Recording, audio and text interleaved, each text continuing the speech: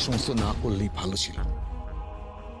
এই কথা বলছো কেন গো মালিক দাদু?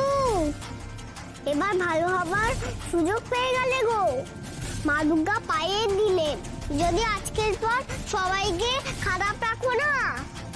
এই যে চিকি দিদি, টুপে দিদি, এরা কিন্তু সাংবাদিকদের সব কথা বলে দেবে, ফোন করে সব সত্যি বলে দেবে সাংবাদিকদের। এই যে দিদি, ফোন নাম্বারটা ভালো করে রেখো কিন্তু। কি ভেবেছিস তুই আমাদের এইভাবে অপদস্থ করে ছাড় পাবি? দাঁড়া, তোকে মজা দেখাচ্ছি। দাঁড়া। দুর্গামণিকে মারবে না, নয়তো কিন্তু ওদের আবার ডাকবো। এ দেখো নাম্বার দিয়ে গেছে, ফেরত ডাকবো ওদের। এবার আমায় যেতে দাও গো, না হলে তোমাদেরই বিপদ হবে। কখন কাকে কি বলে দেবো আবার। আজকের পর আর ঘরে বন্ধ করে রাখতে পারবে না কিন্তু। তাহলে কিন্তু ওই দিদিরা ফোন করে সব বলে দেবে।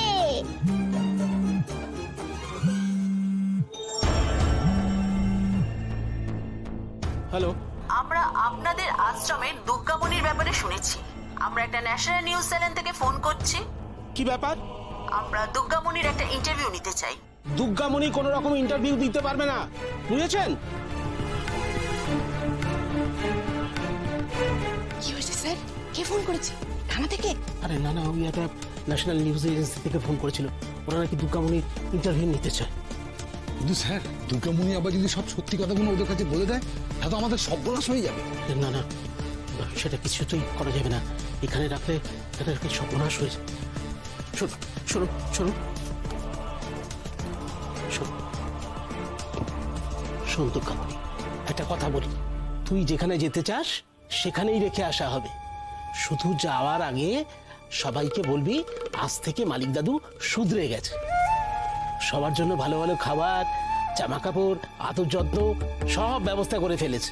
মিথ্যা বলতে পারবে না গো মালিক দাদু, তুমি কিছুই ব্যবস্থা করোনি। আরে করবো করবো, এক্ষুনি কি করা যায়? একটু সময় লাগবে তো।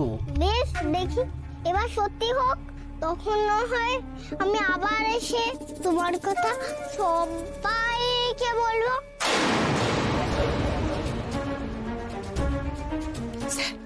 দাঁড়া, একটু ভাবতে দিন।